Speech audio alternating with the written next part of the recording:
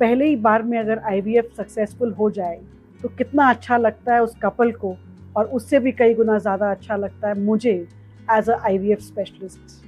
अपने 2 दशक के इस करियर में मैंने बहुत पेशेंट्स देखी, बहुत साइकिल्स देखी आईवीएफ की, लेकिन जो मुझे समझ में आया कि कुछ लोग पहली बार में सक्सेस होके चले जाते हैं और कुछ लोगों को सेकंड थर्ड अटेम्प्ट भी लगता है।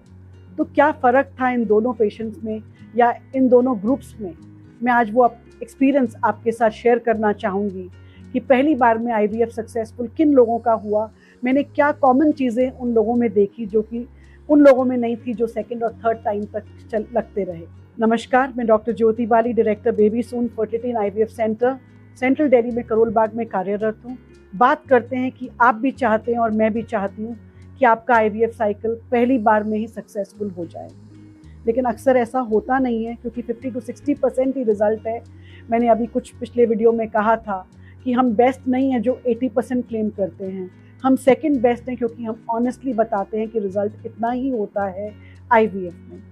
लेकिन जिन लोगों का पहली बार में होता है उनकी खुशी का ठिकाना नहीं, और साथ में मेरी भी नहीं। तो क्या देखा मैंने, वो कपल्स जो आते हैं बहुत पेशेंटली एक साथ आते हैं कंसल्टेशन के लिए और समझते हैं बैठ के कि उन्हें आईवीएफ कराने की ज़रूरत क्यों पड़ रही है, इंडिकेशन के बारे में डिस्कस करते हैं, अपने बारे में बताते हैं, अपनी दिनचर्या के बारे में डिस्कस करते हैं, काम के बारे में बताते हैं, स्ट्रेस लेवल के बारे में खुलकर बताते हैं, और फिर प्लान करते हैं कि हमें कब करना है और कैसे करना है और सपोर्ट सिस्टम कैसा रहेगा हमारा, और क्या हम इसको कैसे मैनेज करेंगे इस सिचुएशन को। क्योंकि आईवीएफ एक इमोशनल जर्नी है, एक ट्रीटमेंट है जो बहुत इमोशनली कई बार हैंडल करना पड़ता है हमें, कई बार नहीं, मोस्ट ऑफ द टाइम्स। तो ये सारी चीज़ें सुनना समझना बहुत ज़रूरी होता है। तो ये कपल जब हमसे बात कर रहे होते हैं तो बताते हैं कि हमारे घर में हमने बताया है सबको या नहीं बताया है। तो मैंने अक्सर देखा है कि जो कपल्स अपने घर का सपोर्ट साथ में लेते हैं, सबको बताकर आते हैं घर में कि वो आईवीएफ के लिए आ रहे हैं, वो ज़्यादा हैप्पी होते हैं बजाय कि उनके जो कि चोरी छुपे आते हैं, बताना नहीं चाहते, फाइल अपनी यहीं रख के चले जाते हैं कि हम किसी को नहीं बता रहे हैं। मैं उन सबसे ये कहना चाहूँगी कि इमोशनल सपोर्ट जितना मिल जाए उतना अच्छा रहता है ड्यूरिंग दिस ट्रीटमेंट, और हैप्पी रहते हैं आप, स्ट्रेस फ्री रहते हैं इस ट्रीटमेंट के दौरान, और आपके रिजल्ट्स को ये चीज़ इम्प्रूव करती है। अब आईवीएफ जो है आप ही के स्पर्म से हो रहा है, आप ही के अंडों से हो रहा है, तो इसमें शर्म कैसी, इसको छुपाना क्यों है हमें। आप अपनी फैमिली में डिस्कस कीजिए, बताइए, वो आपको सपोर्ट ही करेंगे, और आपस में तालमेल पार्टनर्स का तो होना बहुत ज़रूरी है। अगर मान लीजिए आईवीएफ की इंडिकेशन मेल फैक्टर की वजह से थी, तो मैं देखती हूँ अक्सर महिला उसकी तरफ देखेगी और कहेगी कि आपकी वजह से ऐसा हो रहा है, या अगर फीमेल के एग्स की क्वालिटी या क्वांटिटी ख़राब निकली पहले आईवीएफ साइकिल में ही, तो बताएंगे कि आपकी वजह से मुझे ये करना पड़ रहा है। तो ऐसे कपल्स जो एक दूसरे को ब्लेम नहीं करते हैं और सपोर्टिव रहते हैं, वो कपल्स पहली बार में सक्सेसफुल होने का चांस ज़्यादा रखते हैं। तो ये तो थी इमोशनल अंडरस्टैंडिंग, इमोशनल सपोर्ट के बारे में बातचीत। दूसरा आता है कि जब आप क्लिनिक में डॉक्टर के साथ बात कर रहे हैं, स्टाफ से बात कर रहे हैं, काउंसलर के साथ बैठे हैं, तो फाइनेंशियल प्लानिंग भी ज़रूर पूरी समझिए, आईवीएफ की प्रक्रिया भी समझिए, टाइम कितना आपको क्लिनिक में देना है वो भी समझिए, और उसके बाद आप प्लान कीजिए। ऐसा नहीं कि डॉक्टर ने आपको आज अल्ट्रासाउंड के लिए बुलाया है और आप कहें कि मैं आज तो फ्री नहीं हूँ, मैं कल आऊँगी, आज तो मेरा ऑफिस में बहुत ज़रूरी मीटिंग है।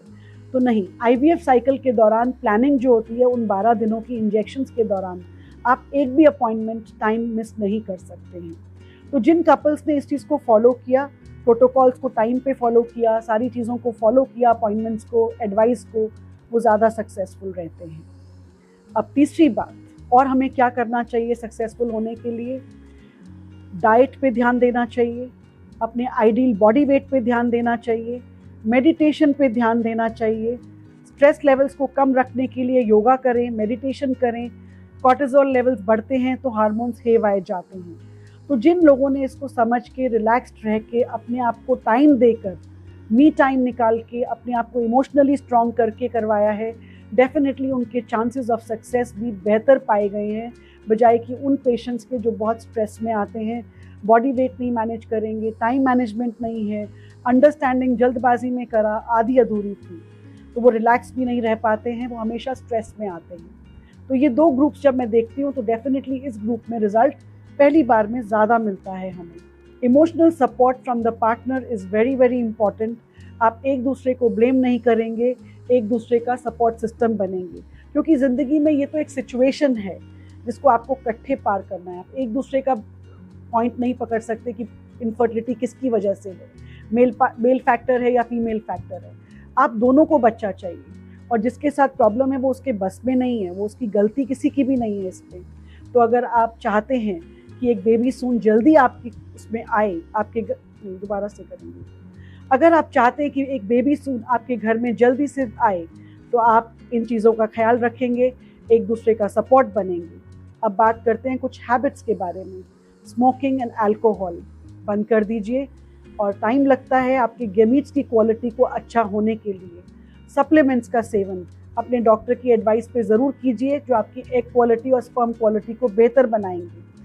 आप ये सारी चीज़ें अगर अंडरस्टैंडिंग के साथ करते हैं और ठीक से फॉलो करते हैं, तो पहली बार में सक्सेस होने का चांस आपका ज़्यादा रहेगा, बजाय कि उन कपल्स के जो कि बहुत स्ट्रेस में रहते हैं, इमोशनल सपोर्ट नहीं लेते हैं, या फाइनेंशियली नहीं समझ पाते हैं चीज़ों को, या फिर IVF के प्रोसेस को बहुत अच्छे से नहीं समझ पाते हैं। तो जल्दबाजी में करने का प्रोसेस नहीं है ये, इसको समझ के और बहुत अच्छे से मैनेज करके हमें करना होता है।